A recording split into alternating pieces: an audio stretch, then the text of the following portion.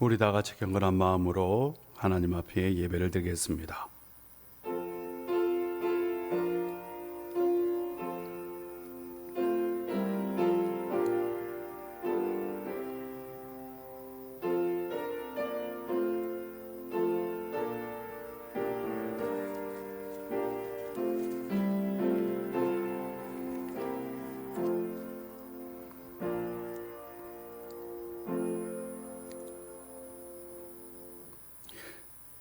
내가 기도하노라. 너희 사랑을 지식과 모든 총명으로 점점 더 풍성하게 하사 너희로 지극히 선한 것을 분별하며 또 진실하여 허물이 없이 그리스도의 날까지 이루고 예수 그리스도로 말미암아 의의 열매가 가득하여 하나님의 영광과 찬송이 되기를 원하노라. 아멘.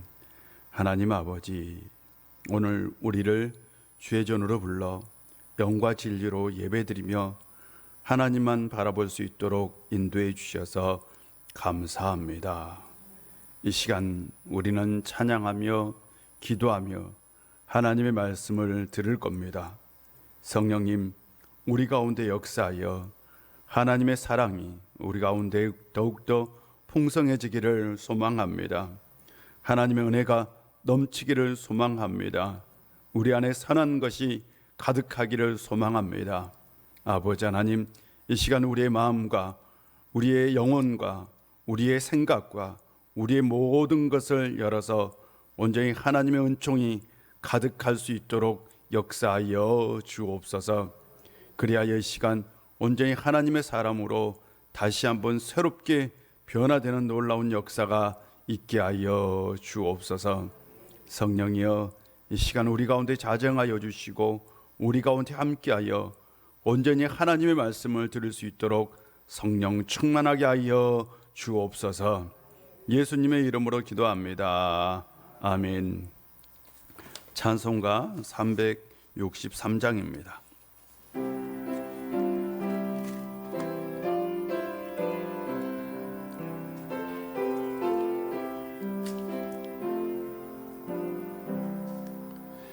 내가 깊은 곳에서 주를 불러가리니 주여 나의 간구를 들어주심 바라고 보좌 앞에 나가니 은혜 내려주소서. 주가 죄를 살피면 누가 능히 서리요. 오직 주만 모든 죄 용서하여 주시니 주님 앞에 떨면서 하심집니다. 가수꾼이 새벽을 기다리고 가라듯 나의 영혼 주님만 간절하게 바라네. 이스라엘 백성아, 주를 바라보아라. 그의 크신 은혜와 그의 능력 바라라. 주의 깊은 은총에 우리 구원이 있으니 변함없는 주님만 믿고 기다리시라.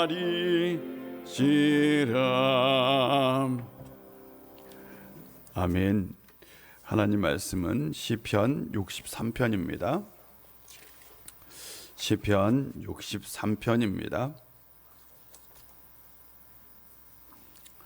1절부터 11절까지 한 절씩 교독합니다. 시편 63편 1절부터 11절까지 한 절씩 교독합니다. 하나님이여, 주는 나의 하나님이시라. 내가 간절히 주를 찾되 물이 없어 마르고 황폐한 땅에서 내 영혼이 주를 갈망하며 내 육체가 주를 앙모하나이다.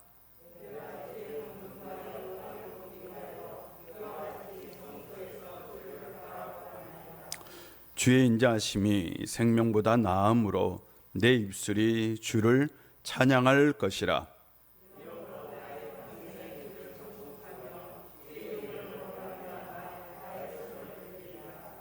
골수와 기름진 것을 먹음과 같이 나의 영혼이 만족할 것이라. 나의 입이 기쁜 입술로 주를 찬송하되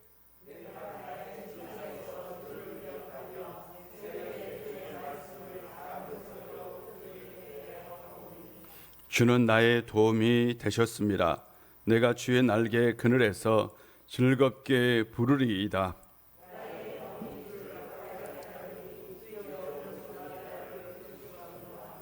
나의 영혼을 찾아 멸하려 하는 그들은 땅 깊은 곳에 들어가며 다 같이 읽겠습니다. 왕은 하나님을 즐거워하리니 주께 맹세한 자마다 자랑할 것이나 거짓 말하는 자의 입은 막히리로다. 아멘. 하나님께서 오늘도 여러분 가운데 풍성한 은혜 주실 줄로 믿습니다. 힘들고 어려울 때에도 늘 하나님을 찬양하고 하나님께 기도해서 꼭 복을 받을 수 있는 성도님들 되시기를 바랍니다. 저는 설교를 이제 준비하다가 토요일 날 되잖아요. 토요일 되면 주일 찬송을 유튜브로 이렇게 들어요. 들으면서 같이 부르기도 하고 같이 찬송하기도 하고 그래요. 그런데 실은 이렇게 내가 가끔씩 주일 찬송을 이렇게 듣는 이유는 물론 제가 연습도 하는 거죠. 그렇지 않겠습니까? 연습도 해야 되는데, 그런데 은혜를 받기 위해서요. 누가 은혜를 받으려고? 아니, 누가 은혜를 받으려고? 내가요. 내가 설교 준비하는 내가 먼저 은혜를 받기 위해서 이제 토요일날 저녁 되면 찬송가를 틀어요. 그러고 나서 찬송가를 이렇게 들으면 참으로 깊은 감동이 몰려옵니다. 지난 주일날 불렀던 찬송이 두 번째 찬송이 99장이었어요. 이 99장은 그 지난주에도 불렀었어요. 맞아요? 맞아요? 그 지난주에도 불렀었어요. 근데 지난 토요일 날도 제가 이 찬송을 부를 때 참 깊은 감동이 왔어요. 찬송 가사가 이렇죠.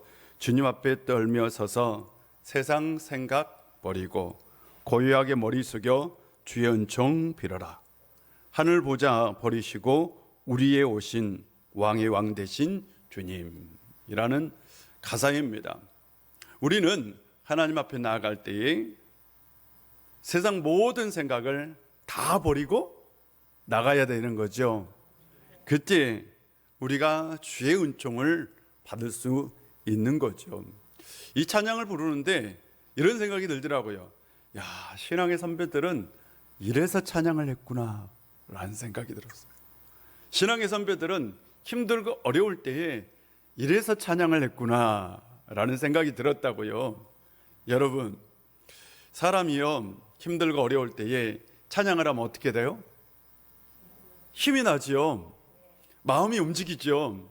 그래서 우리는 그걸 뭐라고 표현하냐?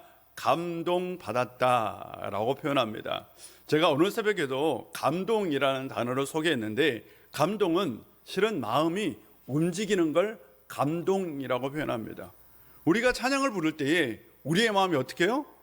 움직이는 거죠. 누구에게로? 하나님께로 움직이는 거죠. 이것을 우리가 감동받았다라고 표현합니다.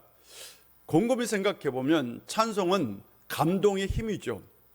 그걸 또 다른 말로 표현하면 찬송은 우리의 마음을 움직이는 힘이죠.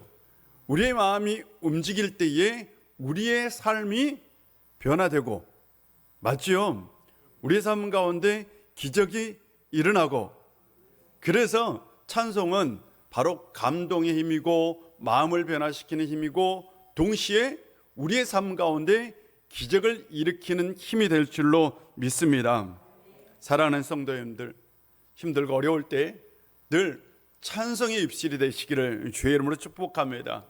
찬송함으로 복을 받을 수 있는 또한 성도님들 되시기를 바랍니다. 다윗이요, 아들에게 쫓겼어요. 창피하지요. 이게 아들에게 쫓겼어요. 뭐 적에게 쫓긴 것도 아니야. 그 당시 블레셋이라는 적이 굉장히 강한 적이었고, 또한 이집트도 강한 적이었고, 이런 강한 적들에게 쫓긴 것이 아니라 누구에게 쫓겼어요? 아들에게 쫓겼단 말이에요. 얼마나 부끄러운 거예요. 아들에게 쫓겨서 어디까지 갔다고요? 광야까지 갔어요. 광야. 아무것도 없는 광야. 광야에 서보니까 내가 왕이었던 게 힘이 안 돼요. 내가 과거에 유명한 용사였던 게 아무런 힘이 안 돼요. 내가 이 나라를 소유하고 있었다는 것 자체도 힘이 돼요, 안 돼요? 안 돼요. 광야는 내 무능력을 깨닫는 시간이죠. 그래서 광야의 선이 누구밖에 안 보이더라? 하나님밖에 안 보인 거죠. 그래서 그는 하나님을 찾은 거죠. 하나님을 더욱더 의지한 거죠. 그는 광야에서 간절히 하나님을 찾았어요. 그의 간절함의 우선순위는 누구였느냐? 하나님이었어요. 제가 이거 지난주에 설교했던 내용입니다. 그의 간절함의 우선순위는 뭐였다? 하나님이었어요. 사람들의 간절함의 우선순위는, 보통 사람들의 간절함의 우선순위는 성공하는 것, 물질, 평안, 건강, 이런 것이 실은 우리의 삶의 간절함의 우선순위입니다. 그런데 다윗의 간절함의 우선순위는 뭐였다? 하나님이었다는 거죠. 그래서 다윗이 실은 위대한 신앙인입니다. 여러분, 신앙이 좋아 보이는 사람이 있어요. 맞죠? 신앙이 너무나 좋아 보여. 그런데 그 사람이 진짜 신앙이 좋은지 언제 나와요? 어려움 당할 때. 어려움 당할 때에 그 사람의 간절함의 우선순위가 보입니다. 여러분이 어려움 당할 때, 여러분이 힘들 때에 여러분의 간절함의 우선순위가 하나님이 되시기를 주의 이름으로 축복합니다. 실은 삶의 우선순위가요, 하나님이 아닐 때가 많아요. 실질적으로 우리가 삶 가운데 경험하는 겁니다. 그래서 사람들이 신앙으로 사는 게 어렵다라고 얘기하는 거예요. 신앙으로 사는 게 어려운 게 우리의 삶의 우선순위를 정할 때입니다. 늘 여러분의 간절함의 우선순위가 하나님을 찾는 것이 되기를 주의 이름으로 축복합니다. 다윗은요, 광야에서도 누구를 찾았어요? 하나님을 찾았어요. 하나님을 의지했어요. 그리고 하나님을 찬양했던 것으로 보입니다. 그는 일평생 동안 찬양의 사람으로 살았어요. 다윗의 생애를 살펴볼 때에 다윗의 인생에서 가장 멋진 장면, 다윗의 인생에서 가장 멋진 장면은 어떤 장면일까요? 다윗이 골리앗을 이겼어요. 그렇지 않습니까? 조그마한 다윗이 덩치가 이만한 골리앗을 그것도 한 방에 터뜨렸어요. 그것이 다윗의 인생의 가장 멋진 장면? 그럴까요? 그러면 다윗이 정말 힘들고 어려움 가운데 죽을 고비를 넘면서 사울이 죽고 나서 왕이 되었어요. 왕에 등극했을 때에 다윗이 가장 멋있는 장면이었을까요? 인생에 가장 기쁜 때였을까요? 아니면 다윗이 블레셋은 항상 왼수였어요. 누구도 블레셋을 이길 수가 없었어요. 그런데 다윗은 전쟁할 때마다 블레셋을 이겼어요. 그가 블레셋을 딱 이겼을 때에, 그때가 다윗의 인생의 가장 멋진 장면이었을까요? 그 당시 난공불락의 성이 있었어요. 난공불락의 성이 바로 예루살렘 성입니다. 그 당시는 여부스 사람들이 차지하고 있었던 성입니다. 이 성을 점령했어요. 꿈에 그리던 그 성을 점령했어요. 그래서 그 성 이름을 다윗성이라고 불렀어요. 얼마나 기뻤는지. 그 성을 딱 점령했을 때 기뻤을까요? 가장 멋진 장면일까요? 어떤 장면이에요, 여러분? 그렇다면 다윗이 인생의 가장 멋진 장면은 아마 사무엘 하 6장에 나오는 모습 아닐까요? 다윗이 왕이 된 이후에요, 그는 예루살렘 성을 점령합니다. 그리고 여부스 사람들을 이겨서 예루살렘 성을 점령하고, 그리고 블레셋 사람들과 마지막 싸움을 해서 그곳에서 전쟁에 승리합니다. 그리고 나서 다윗이 취한 행동이 있어요. 그가 바로 하나님의 언약궤를 다윗성으로 옮기는 겁니다. 사울이 왕이 되기 전에 이스라엘 백성들은 하나님의 언약궤를 블레셋 사람들에게 빼앗겼어요. 하나님의 언약궤를 빼앗겼다고요. 그러고 나서요, 이 하나님의 언약궤가 블레셋 사람들 진중에 들어갔을 때 큰 재앙이 일어났죠. 그래서 블레셋 사람들이 어디다 그걸 옮겨놨냐면 이스라엘과 블레셋의 경계 지역에다가 하나님의 언약궤를 옮겨놨어요. 이제 하나님의 언약궤를 옮겨오면 돼요. 그런데 사울이 왕이 되고요, 그가 왕으로 있을 때에 이 언약궤에 관심이 있었어요, 없었어요? 사울은 관심이 있어서 없었다? 없었어요. 사울은 이 언약궤에 전혀 관심이 없었어요. 옮길 생각도 하지 않았습니다. 그런데 다윗은 왕이 되고 나서 곧바로 사람들을 3만 명을 모읍니다. 아니, 그 조그마한 언약궤 하나 옮기는데 사람을 몇 명을 모았다고요? 3만 명을 모았어요. 3만 명. 3만 명의 사람을 뽑았어요. 언약궤를 옮길 사람들을 뽑아서 이제 우리 언약궤 옮기러 가자. 언약궤 옮기러 갔어요. 그리고 멋진 새 수레를 하나 준비했어요. 그리고 새 수레에서 그 언약궤를 딱 싣고 옮겼어요. 옮기다가 웬걸, 수레는 누가 끌어요? 소가 끌죠. 그 당시 소가 끌었어요. 소가 수레를 끌고 가는데 소가 갑자기 날뛰기 시작하는 거예요. 그래서 그 뒤에서 이 언약궤를 따라가던 우사라는 사람이, 아니 소가 날뛰니까 어떻게 해야 돼? 여러분, 소가 날뛰면 어떻게 해야 돼? 언약궤를 꽉 붙들어야 되잖아요. 그럼 언약궤를 수레에서 떨어지지 않도록 꽉 붙들었어요. 그 순간 어떻게 되었어요? 우사가 죽었어요. 그 지역을 베레스 우사라고 얘기했어요. 우사가 죽은 거예요. 순식간에. 다윗이 두려웠어요. 3만 명의 사람을 데리고 가서 이제 하나님의 언약궤를 옮겨야지 하고 옮겼는데 웬걸, 우사가 죽어버린 거예요. 그래서 바로 그곳에 하나님의 언약궤를 두고 옵니다. 그 사람 집이 오벳 에돔이라는 사람의 집입니다. 그 두고 왔어요. 그런데 이상한 소문이 들려. 여러분, 이상한 소문이 들리는데 하나님의 언약궤가 지금 오벳 에돔의 집에 있는데 신기하게 오벳 에돔이 복을 받는다는 거야. 하는 일마다 잘 된다는 거예요. 여러분, 그러고 싶죠? 왜 아멘 안 하세요? 그러고 싶잖아요. 아니, 오벳 에돔이 뭐든지 하면 다 잘 된다는 거예요. 막 하나님의 복이 막 차고 넘친다는 그 소식이 들려요. 속으로 생각하기를, 야, 안 되겠다. 다윗도 속으로 생각하기를, 나도 복 받아야 되겠다 라고 생각한 거예요. 그래서 어떻게 해요? 다시 사람들을 데리고 가서 이제 어떻게 가지고 와요? 성경을 보면 정말 어렵게 가지고 옵니다. 어깨에 매요. 원래는 하나님의 언약궤를 수레에 싣는 것이 아니라 어떻게 달게 되어 있어요? 제사장들이 받듯이 어깨에 매게 되어 있어요. 그래서 어깨에 맸어요. 그리고 6걸음 옮길 때마다 하나님께 번제를 드렸어요. 여러분, 6걸음 얼마나 될까요? 6걸음. 생각해 보세요. 5m 갈 때마다 또 제사 드리고, 5m 갈 때마다 또 제사 드리고, 5m 갈 때마다 또 제사, 6걸음 옮길 때마다 또 제사 드리고, 또 그만큼 어떻게 했다? 다윗이 신중했다.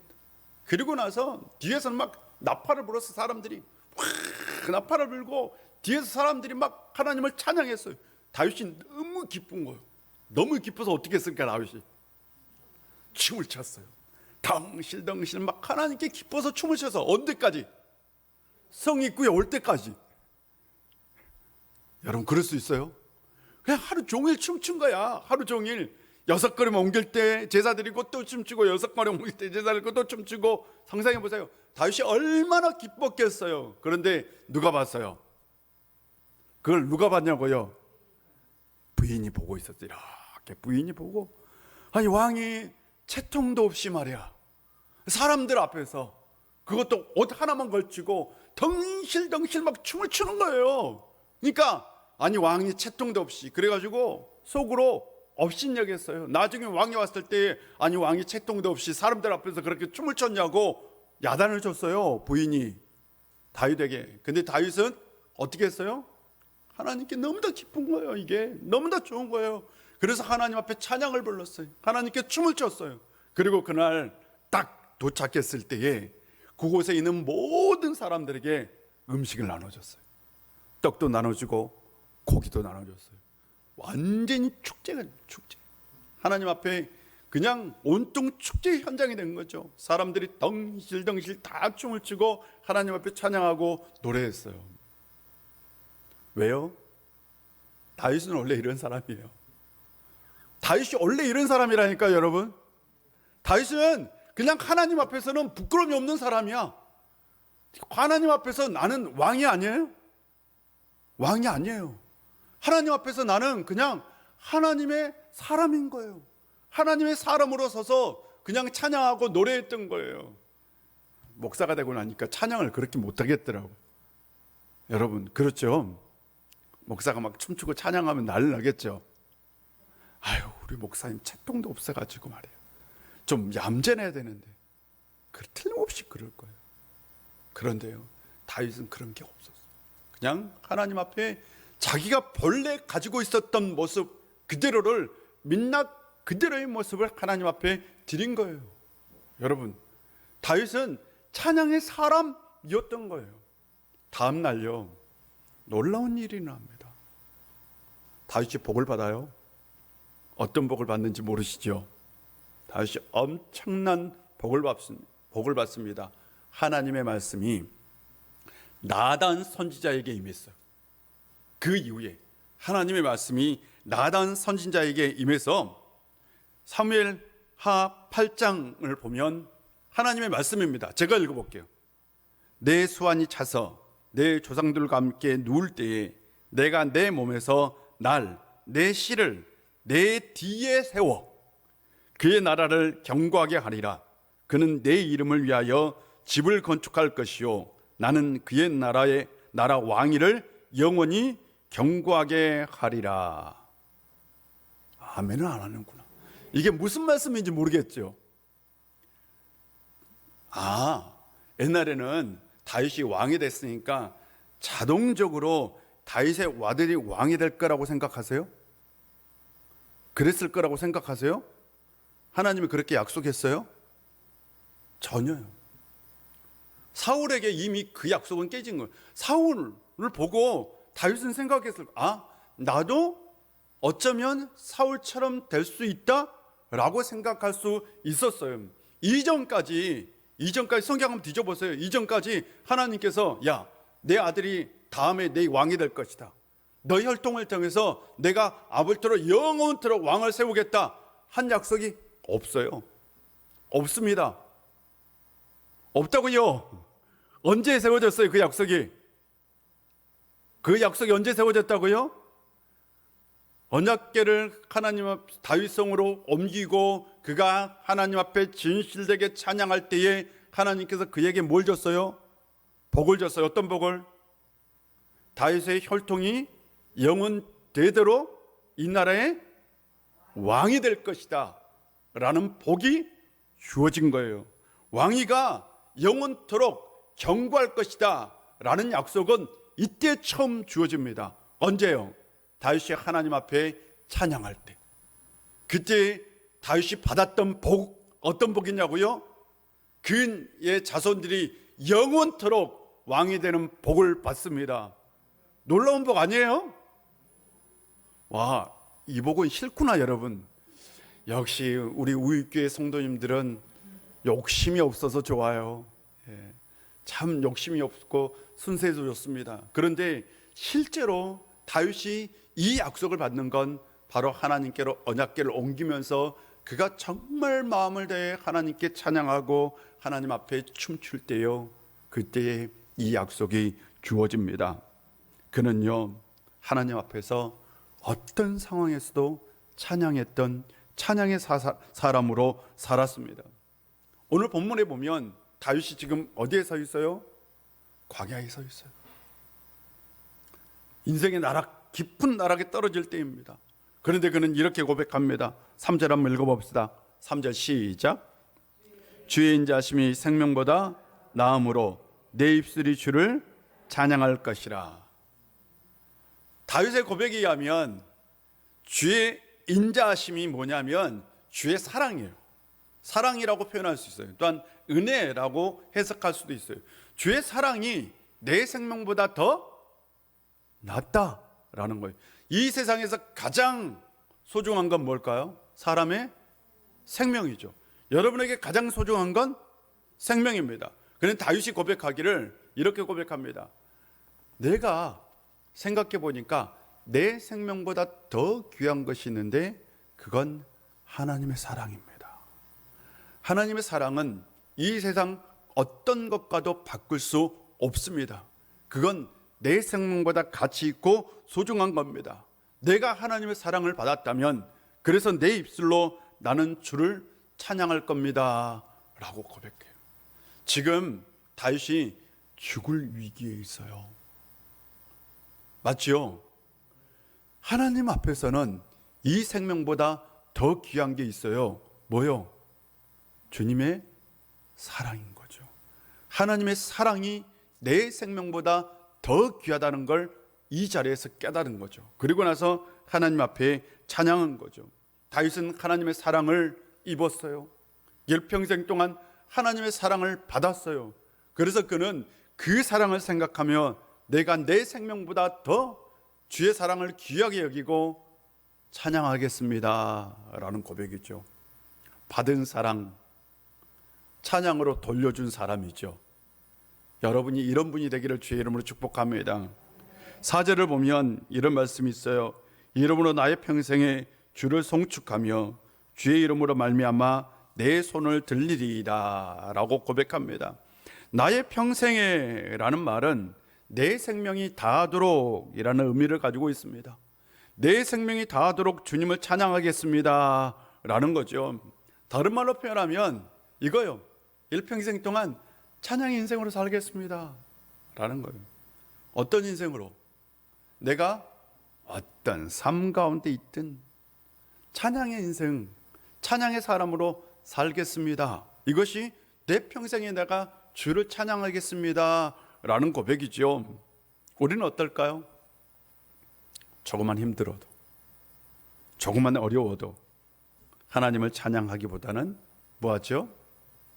불평하고 하나님을 원망합니다. 그런데 다윗은 그 삶 가운데, 불평할 수 없는 삶 가운데서도 나는 내 생명이 다하도록 주님을 찬양하겠습니다 라고 고백한 거죠. 어떤 상황이 되더라도 생명을 다해 주님을 찬양하겠다. 그는 불평보다 찬양이 먼저였던 거죠. 다윗의 고백에 의하면 여러분 이런 고백일 수 있어요. 오해는 하지 마세요. 이런 고백일 수 있어요. 정말이에요. 다윗의 고백에 의하면 하나님, 내가 지금 이 자리에서 내가 죽어도 주님을 찬양하겠습니다. 고백. 내가 지금 사업을 하고 있는데 내 사업이 망해도 나는 일평생 동안 주님을 찬양하겠습니다.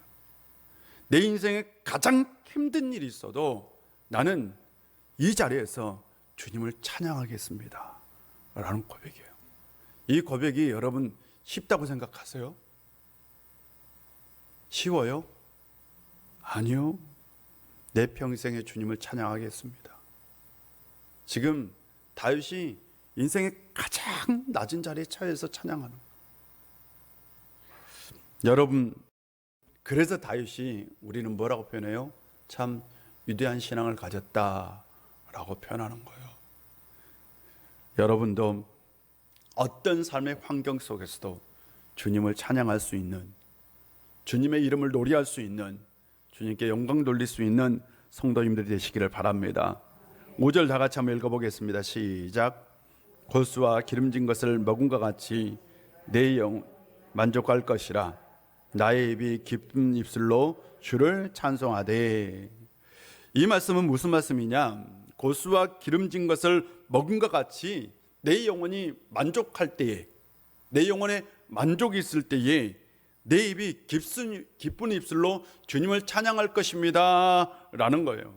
맛있는 음식을 먹으면 여러분 어째요? 만족하잖아요. 그렇죠? 뭔가 풍만함을 누리잖아요.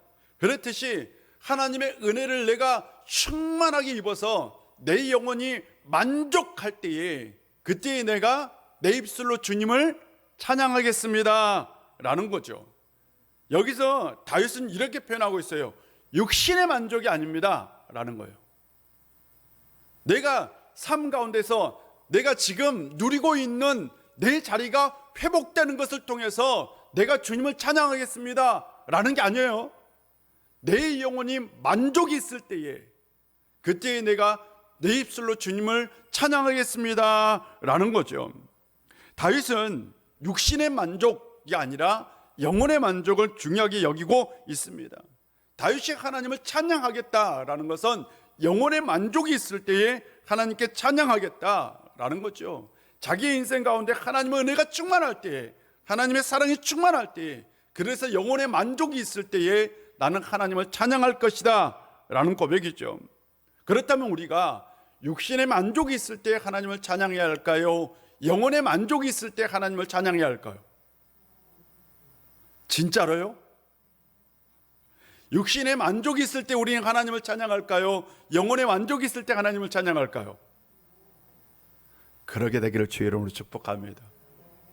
우리는 실은 육신의 만족, 우리가 소망하고 바라는 것이 이루어질 때 하나님께 감사하고 하나님 찬양합니다.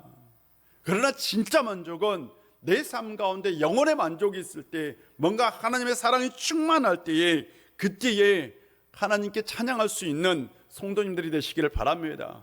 왜 그럴까요? 육체의 만족은 끝이 없다는 거죠. 그런데 영혼의 만족은 하나님의 사랑은요, 조그마한 하나님의 사랑도 이 세상이 감당할 수 있을까요? 없을까요? 없어요. 조그마한 하나님의 은혜도 이 세상이 담을 수 없어요. 우리가 정말 하나님의 사랑을 받는다면 우리에게는 그 사랑이 어마어마하게 감당할 수 없는 사랑이 되기 때문에 우리는 영혼의 만족을 통해서 진짜 하나님을 사랑할 수 있습니다. 또한 우리는 하나님을 찬양할 수 있습니다. 사랑하는 성도 여러분, 육체의 만족이 아닌 다윗처럼 영혼의 만족이 있을 때에 하나님을 사랑할 수 있는, 하나님을 찬양할 수 있는 성도님들이 되시기를 주의 이름으로 축복합니다. 다윗에게 중요한 건, 다윗은 어떤 삶의 환경 속에서도 그는 하나님을 찬양하는 찬양의 사람으로 살았다라는 거죠. 단지 그냥 입술로만 하나님 내가 노래합니다, 하나님을 찬양합니다 라고 얘기한 것이 아니라 그는 삶 자체가 실질적으로는 하나님을 찬양하는 사람이었어요. 그걸 어떻게 알 수 있을까요? 최초로 찬양대를 조직했던 사람이 바로 다윗입니다. 역대상 25장을 보면 그가 찬양대를 조직한 게 나와요. 아삽, 헤만, 여두눈 자손 중에서 구별하여 신령한 노래를 하는 사람들을 뽑았어요. 이게 찬양대인데요, 어떻게 했냐면 12명씩 24개 조를 만들었어요. 12명씩 24개 조로. 이게 24반차라고 표현해요. 나중에 이스라엘 백성들이 하나님 앞에, 제사장들이 하나님 앞에 예물을 드릴 때에도, 제사를 드릴 때에도 24반차로 돌았어요. 24반차. 그러니까 한 번 성전에서 봉사를 하면 24개월 후에 다시 성전에서 봉사합니다. 이게 24반차예요. 근데 이 원리를 처음에 세웠던 사람이 누구냐? 다윗입니다. 다윗이 찬양대를 조직했는데 24개조를 조직했어요. 12명씩. 그래서 아마 틀림없이 차례대로 찬양을 할 수 있도록 돌렸던 것 같아요. 왜 그랬을까요? 왜 24개조를 나눴을까요? 왜? 잘 생각해 보세요. 24계절로 나누면 무슨 일이 있어도 항상 하나님 앞에 찬양은 끊이지 않겠죠. 그렇지죠? 대답해 주세요. 그렇지요? 그러지 않겠어요? 무슨 일이 있어도, 어떤 사람에게 무슨 일이 있어도 그 다음 조가 하면 돼요. 그 다음 조가 무슨 일이 있어도 그 다음 조가 하면 돼요. 그래서 하나님 앞에 찬양이 끊이지 않게 만든 거죠. 다윗이 위대했던 건 그는 하나님의 찬양의 사람으로 살았고, 그래서 하나님 앞에 찬양할 때 실질적으로 그는 복을 받았다라는 거죠. 사랑하는 성도 여러분, 찬양을 통해서 복을 받을 수 있는 성도님들이 되시기를 주의 이름으로 축복합니다. 찬송가를 보면 예수로 나의 구주 삼고라는 찬송가가 있어요. 이 찬송가를 작사했던 사람이 바로 페니 크로스비입니다. 잘 알고 있죠. 페니 크로스비는 시력이, 그러니까 이렇게 어렸을 때에 의사의 실수로 두 눈의 시력을 다 잃었어요. 6개월, 생후 6개월 되었을 때에 의사가, 이렇게 왕진하는 의사가 아파서 찾아왔는데 약을 잘못 처방해서 시력을 잃게 되었어요. 돌팔이 의사죠. 사람들이 야, 좀 고소해라, 신고해라 라고 얘기했는데 이미 돌팔이 의사는 떠난 다음이었어요. 근데 할머니가 청교도인이었어요. 청교도 신앙을 가지고 있는 집안이었어요. 그래서 할머니가 늘 곁에서 이 크로스비에게 성경 말씀을 읽어주고, 또한 자연 속에 있는 꽃, 나무들을 다 하나하나씩 다 소개시켜줘요. 이건 무슨 나무야, 이건 이렇게 꽃이 피고, 이건 이렇게 열매 맺고. 할머니의 눈을 통해서 뭘 봤어요? 세상을 본 거예요. 할머니의 눈을 통해서. 그래서 그녀는 늘 신앙으로 하나님께 감사하며 살았어요. 이렇게 기도했다고 얘기해요. 하나님, 만약 하나님께서 제 시력을 다시 주신다 해도 저는 받지 않겠습니다. 세상에 더럽혀지지 않는 깨끗한 눈으로 주님의 얼굴을 가장 먼저 보고 싶습니다 라고 얘기한 거예요. 세상에 온갖 더러운 거 보지 않고 차라리 나는 하나님 나라에 가서 하나님의 모습을 그대로 보고 싶다 라는 얘기를 한 거죠. 그녀가 30살 되었을 때요, 찬양을 통해서 큰 은혜를 받았어요. 웬 말인가 날 위하여 주 돌아가셨나 라는 찬송을 통해서 엄청난 은혜를 받았어요. 그리고 나서 깨닫게 됐어요. 하나님께서 나를 어떻게 사용하실까?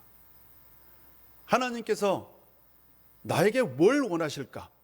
곰곰이 생각해 보니까 자기에게 시를 쓰는 재능이 있다는 것을 알게 되었어요.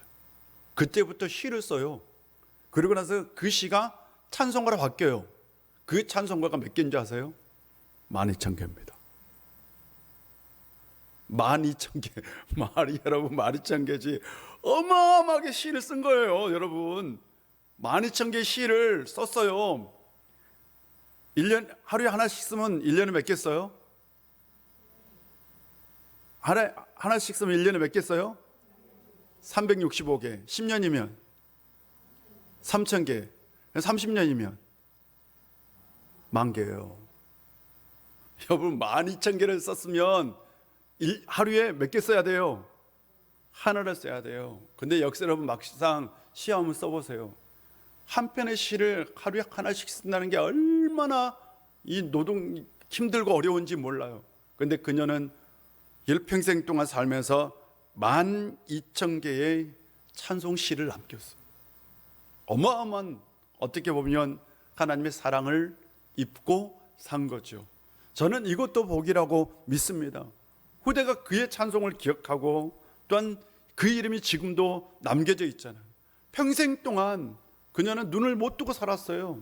그런데도 그는 하나님께 복을 받고 위대한 삶을 살았어요. 어떻게요?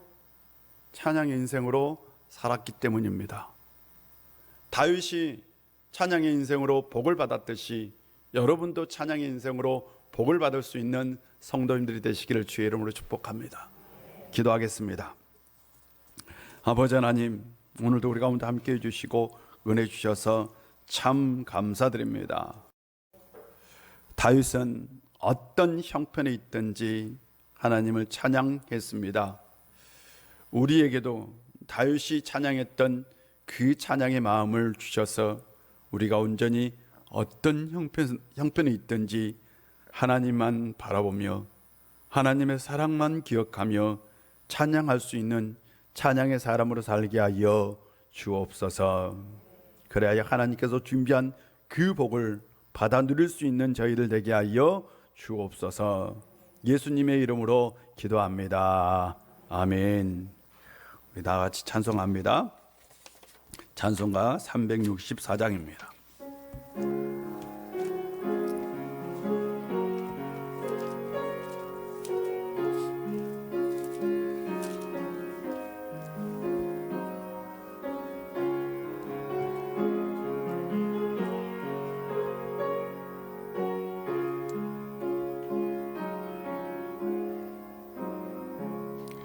내 기도하는 그 시간 그때가 가장 즐겁다.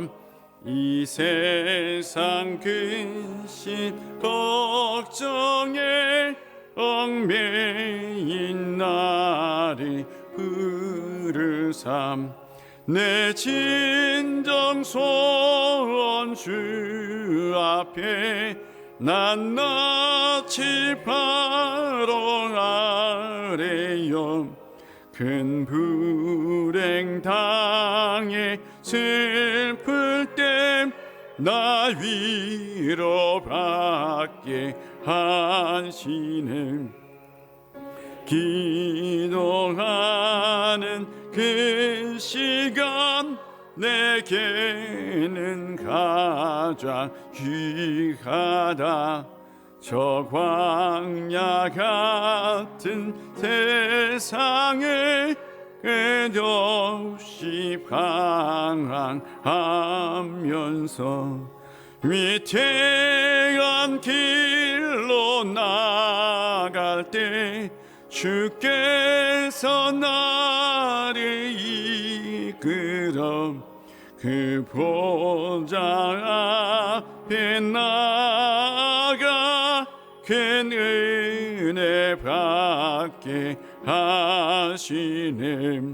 내 기도하는 그 시간 그때가 가장 즐겁다. 이때껏 지은 큰 죄로 내 마음 심히 아파도 참마음으로 뉘우쳐 다 숨김없이 아뢰면 그 위에 복 주사 새 은혜 부어주시네. 내 기도하는 그 시간 그때가 가장 즐겁다. 주 세상에서 이 시기 조용한 곳 피하여 빈들의 소나 산에서 온 밤을 세워지 내 삶 주 예수 기니 기도로 큰 복 보여주셨네. 아멘.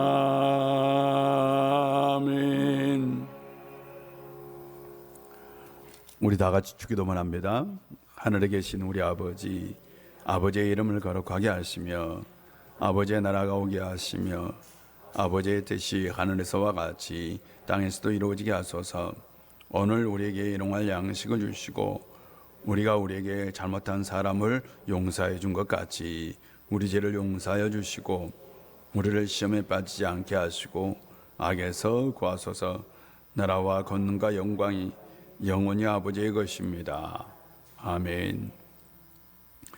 이 시간 우리 기도할 때에 교회를 생각하며 우리 우일교회가 다음 세대를 살리고 세우는 교회가 되게 하여 주옵소서. 맡겨진 사명을 잘 감당하게 하여 주옵소서라고 기도해 주시고, 코로나 때문에 다시 많이 확산되어서 온라인 예배로 갈까 염려가 됩니다. 그런 일이 없도록 위해서 기도해 주시고, 또한 우리 환우들을 위해서, 여러분 자신과 가정을 위해서, 그리고 우리 교우들을 위해서 우리 다 같이 기도하는 시간을 갖겠습니다. 아버지 하나님, 오늘도 우리 가운데 함께 해주시고 은혜 주셔서 참 감사합니다.